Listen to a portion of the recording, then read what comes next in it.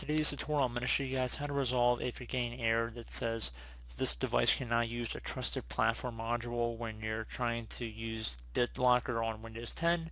So hopefully this tutorial will be able to address your problem without too much of a hassle here, and we're going to jump right into it.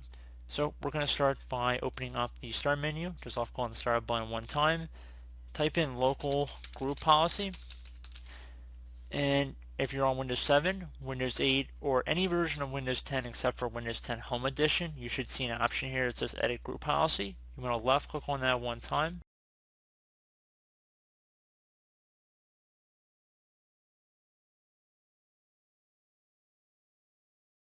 Now I'm going to expand the window a little bit here so you can see where I'm going better. And you want to minimize the user configuration folder, so you just want to collapse it. So if there's a little error next to user configuration, you want to left click to bring it back up. And now looking underneath computer configuration, you want to expand the administrative templates folder. So left click on that one time, either double click on the administrative templates folder or left click on the little arrow once. And then you expand the Windows components folder the same way. Now you want to look for Bitlocker drive encryption. Expand that one as well. And now there should be something that says operating system drives. Left click on that one time.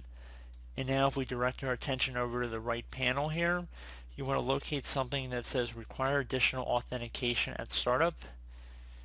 Right here, should be near the top. Either double click on it or left click on the little area, the hyperlink where it says edit policy setting. You can click on that too.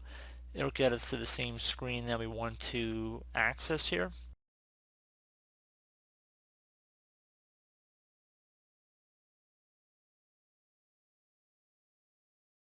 You want to set this to enabled, and then where it says allow Bitlocker without a compatible TPM, you want to check mark that as well. Left click on apply and OK. Once you're done with that, you should be able to be good to go. Close out of here, restart your device, and that should hopefully be about it. So I do hope this brief tutorial was able to help you guys out, and as always, thank you for watching, and I do look forward to catching you all in the next tutorial. Goodbye.